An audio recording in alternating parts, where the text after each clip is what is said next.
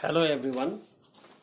आज हम आपको जो पिछले दिनों हुई थी हाल में ही टीईटी फर्स्ट और सेकंड का एग्ज़ाम हुआ था, उसमें टीईटी फर्स्ट का एक मैथ का पेपर है।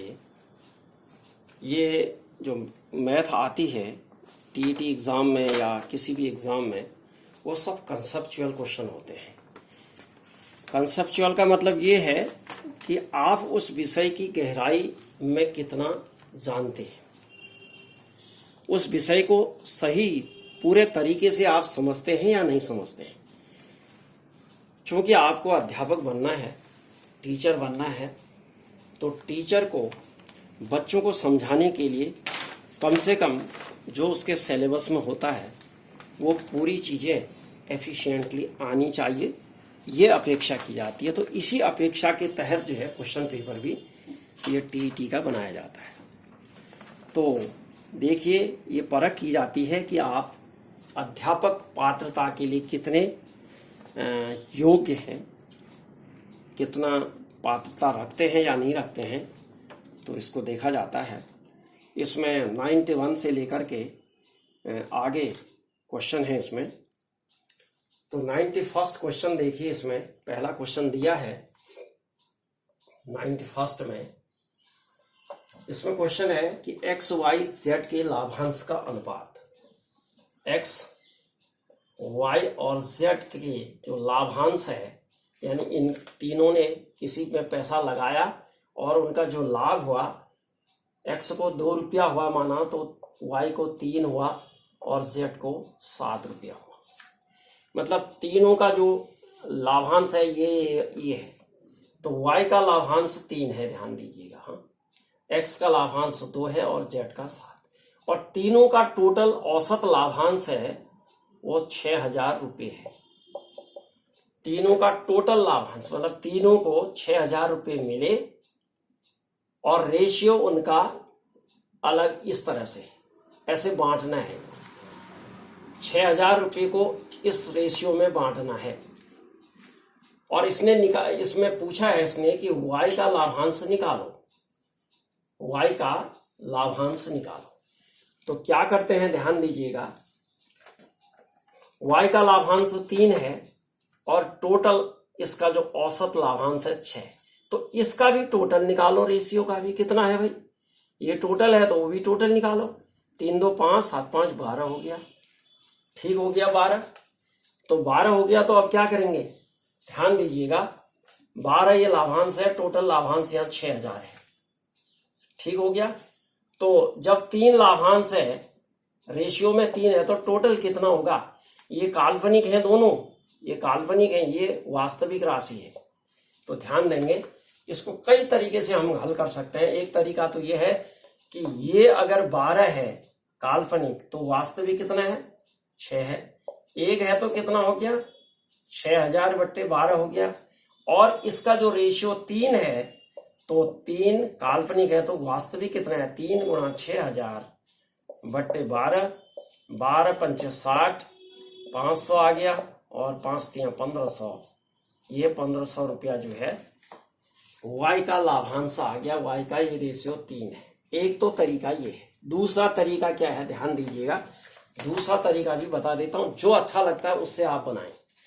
तो टोटल कितना है, 6000 है। 6000 गुणा इसका लाभांश कितना है, 3 है, और 6 तो वास्तविक लाभांश है, औसत लाभांश है तीनों का, और तीनों का काल्पनिक लाभांश यानी अनुपातिक लाभांश कितना है, 12 है। 12 का भाग दे दो इसमें, 3 बट्टे 12 कर दो, 3 बट्टे 12, 7 बट्टे 12, 2 बट्टे 12, इनके लाभांश निकल आएंगे ऐसे। देखिए, तो 12 ये भी उतना ही आ जाएगा, 500 बराबर 5 3 1500। जो देखिए, ये मेथड ज्यादा शॉर्ट लग रही है, तो इससे बना लीजिए। ये 1500 रुपया, इसमें ऑप्शन दिया है 1500, 2000, 3000 और 4500। तो ए ऑप्शन जो है, ये ऑप्शन ए सही है। अब देखिए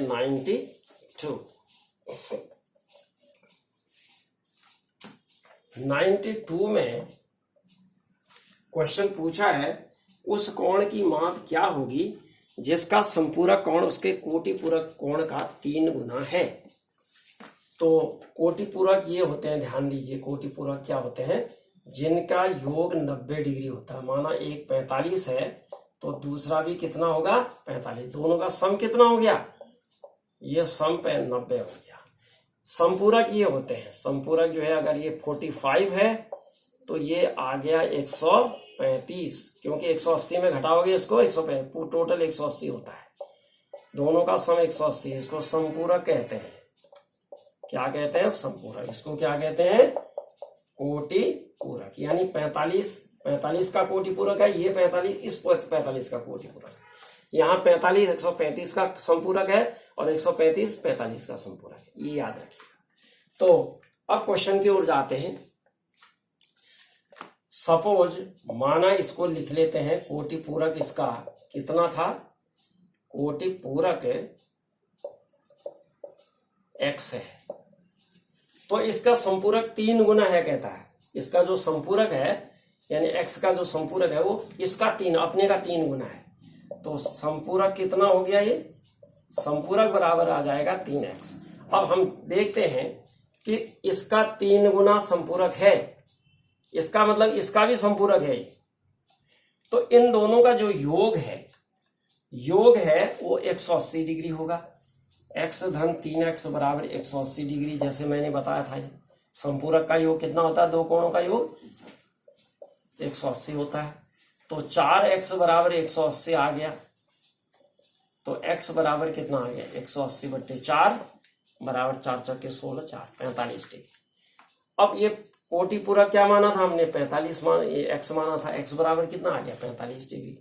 तो 45 डिग्री जो है इसमें दूसरा ऑप्शन है, 30 45 60 75 है, तो दूसरा ऑप्शन 45 है। तो बी ऑप्शन जो है इसका सही है। ये हो गया आपका, देखिए ये 45 है तो 135 होगा, 30 इधर वाला, ये ध्यान रखिए, 45 3 135 ही होता है, उसका 3 गुना आ गया और दोनों को मिला के संपूरक हो गया। अब आगे बढ़ जाएं।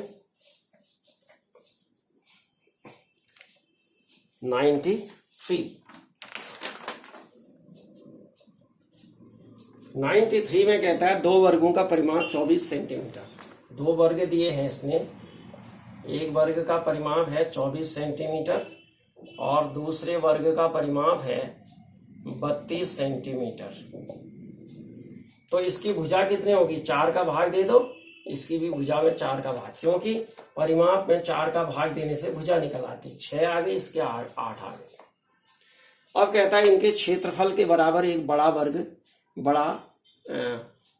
तीसरा वर्ग है, तीसरा एक वर्ग है दो, जिसका क्षेत्रफल इन दोनों के क्षेत्रफल के योग के बराबर। तो क्षेत्रफल कितना हुआ, 6 गुणा 6 और इसका कितना हुआ 8 गुणा 8, भुजा का वर्ग होता है। क्षेत्रफल कितना होता है, भुजा का वर्ग बराबर कितना हो गया 36 और यहाँ हो गया 64। दोनों को जोड़ दें तो कितना आ गया 100 आ गया। तो दोनों का योग कितना आ गया, क्षेत्रफल 100 आ गया। अब 100 तो क्षेत्रफल है, जो बड़ा वर्ग बना दोनों के बराबर वो 100 है, इसका क्षेत्रफल 100 है। तो भुजा कितनी आएगी, भुजा बराबर आ जाता है वर्गमूल, क्षेत्रफल का वर्गमूल निकाल देंगे, क्योंकि भुजा गुणा भुजा बराबर क्या होता है, क्षेत्रफल होता है। ध्यान दीजिएगा, ये सूत्र ऐसा लगता है, भुजा गुणा भुजा बराबर क्षेत्रफल होता है। तो क्षेत्रफल बराबर क्या आ जाएगा, दोनों ओर वर्गमूल कर देंगे, इधर भी करो इधर भी करो, तो ये आ जाएगा भुजा गुणा भुजा का, तो एक ही भुजा बचेगी, वर्गमूल निकालोगे तो एक भुजा बचेगी, इसमें से यहां पर क्षेत्रफल का वर्गमूल निकल आएगा ये। तो क्षेत्रफल का वर्गमूल कितना है, 100 का वर्गमूल कितना हो गया 10 हो गया। तो कितनी भुजा हो गई 10 सेंटीमीटर। अब ये पूछता है कि नया जो वर्ग बड़ा बना है उसका परिमाप कितना होगा। परिमाप बराबर होता है वर्ग का 4 गुणा भुजा, 4 गुणा भुजा बराबर 4 गुणा 10 बराबर 40 सेंटीमीटर। कितना होगा 40 सेंटीमीटर। इसमें दिख नहीं रहा है, थोड़ा सा मैं ऊपर लिख देता हूं उसको, यहां तक दिख रहा है देखिए। तो ये कितना हो गया भुजा, क्षेत्रफल का यानी 100 भुजा बराबर आ जाएगी इस वर्ग की 100 का वर्गमूल, 100 का वर्गमूल बराबर 10। तो परिमाप कितना हो गया 10, भुजा आ गई 10 10 10, परिमाप कितना हो गया 10 के 40, 10 गुणा 4 परिमाप बराबर 10 गुणा 4 इतना सेंटीमीटर आ गया। तो इसमें जो ऑप्शन है वो दिया है आपका ए 40, बी 44, सी 48 और डी 56। तो पहला जो ए ऑप्शन है वो सही है। समझ में आ गया होगा कैसे ऐसे प्रश्नों को किया जाता है।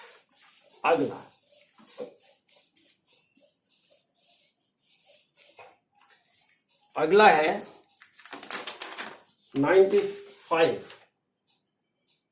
ये 94वां क्वेश्चन था जो अभी किया। अब 95वां देखिए। चित्र में दिए गए ठोस का नाम बताओ कहता है। एक चित्र दे रखा है, इसने इस तरह से चित्र दिया है, यूं चित्र दिया है और यूं दिया है।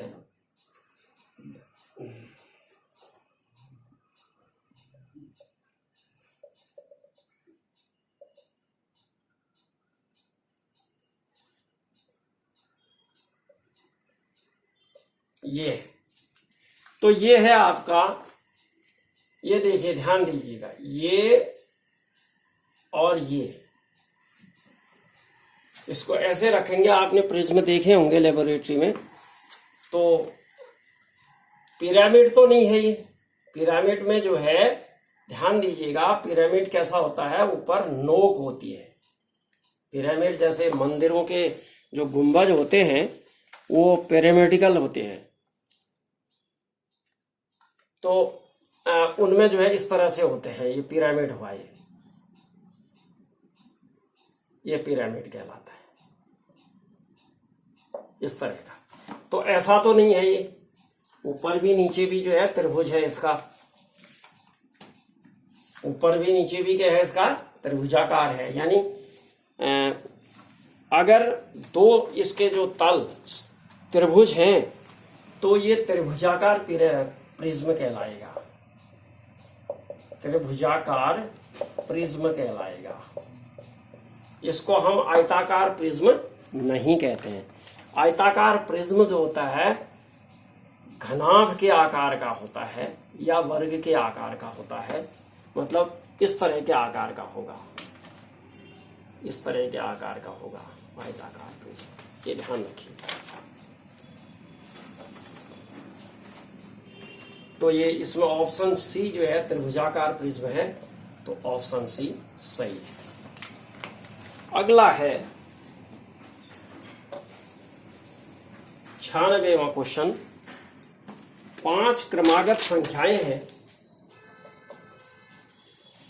5 क्रमागत संख्याओं का औसत m है। यदि अगले 3 प्राकृतिक संख्याएं और सम्मिलित की जाएं तो नया औसत जो m है यानी औसत है वो कितना अधिक होगा कहता है। तो पहले क्रमागत संख्याएं निकालने 5, माना पहली x है तो दूसरी x धन 1, x धन 2, तीसरी x धन 4, चौथी x धन 5, पांचवी हो गई। अब इनका औसत निकालने की बात करता है तो सबको जोड़ दो और जितनी संख्याएं हैं ये 5 है तो 5 का भाग दे दो। तो माना ये औसत m1 है तो m1 बराबर आ जाएगा, सबको जोड़ो x x x x x, सबको जोड़ दो इनको। 5x है और ये भी 5 ही है। 5 4 9 2 11 9 2 11 1, 5 4 9 9 2 11 1 12, 1 2 सॉरी ये 3 आएगा यहाँ पर, ये 4 आएगा। तो 4 3 7 2 9 1 10 हो गया है। ये ध्यान दीजिएगा, बट्टे 5 बराबर इससे भाग देंगे तो 5 से इसमें भी देंगे इसमें भी देंगे तो ये आ जाएगा। 5 का भाग 5x में दिया तो x आया, 5 का भाग 10 में दिया तो 5 दूनी 2 आया। तो m1 कितना आ गया हमारा, x धन 2 आया। इसको 1 लिख दें। अभी यहां समझने के लिए लिख रहे हैं, फटाफट करना होगा वहां। अब इसमें 3 संख्याएं और जोड़ दो, कहता है अगली क्रमागत 3 और जोड़ दो। यानी क्या क्या जोड़ने हैं, x धन 5 धन x धन 6 धन x धन 7। अब क्या आ जाएगा फिर यहाँ इतनी जब जोड़ेंगे तो यहाँ पर कितना आ जाएगा, 8 संख्याएं हो गई। तो x कितना आ गया, आप ध्यान दीजिए, इधर जोड़ देते हैं अलग से। x धन 1 धन x धन 2 x धन 3 x धन 4 x धन 5 x धन 6 x धन 7, ये आ गई। इसमें बट्टे 8 संख्याएं हो गई, ये m2 आ गया इनका औसत। तो ये आ गया, अब जोड़ो इनको, 8 तो x हो गया धन कितना था पहले, 10 आया था, 10 में आगे की संख्याएं जोड़ दो, 10 10 5 15 15 और 6 21 और 7 28, 28 बट्टे 8 काट दो, x धन 8x बट्टे 8 और 28 बट्टे 8 दोनों में भाग देंगे 8 का। तो x धन कितना हो गया, 28 में 8 घटाए भाग दिया तो कितना आ गया, 28 बट्टे 8 ही लिख दो अभी इसको, फिर काट दो, बराबर कितना आ जाएगा, x धन 4 से काटो, 4 दूनी 8 4 सत्ते 28, 7 बट्टे 2 आ गया, m2 आ गया। अब ये पूछ रहा है कि नया जो औसत है, ये नया औसत है, ये पुराना औसत था और ये नया औसत है। तो नया औसत इससे कितना ज्यादा है, तो नए वाले में पुराना घटा दो। कितना है भाई, घटाएंगे कैसे, अब देखिए, ये आ जाएगा आपका x धन 7 बट्टे 2 माइनस कितना आ जाएगा, सीधे सीधे घटा दो, m2 माइनस m1 बराबर m2 इतना है और m1 कितना है, ये है x धन 2। x धन 2 का मतलब ऐसे घटाते हैं, ध्यान रखिएगा। अब ये अब घटाओ, धन 7 बट्टे 2 माइनस x माइनस 2 हो गया, ये तो x से x कट गया, 7 बट्टे 2 यानी 3.5 ऋण 2 बराबर 1.5, यानी डेढ़ ज्यादा है, नया औसत 1.5 ज्यादा है। तो आपकी समझ में आ गया होगा। इससे आगे के क्वेश्चन अगले वीडियो में बनाएंगे क्योंकि बहुत लेंदी हो जाएगा। तो please subscribe my channel, like and share with your friends who are preparing for competitive examinations, and give your comment on the comment box, and और बेल आइकन को दबा दें ताकि सारे जितने अगले वीडियो होंगे कंपटीशन एग्जाम के वो आपको मिल सके। Okay, thank you.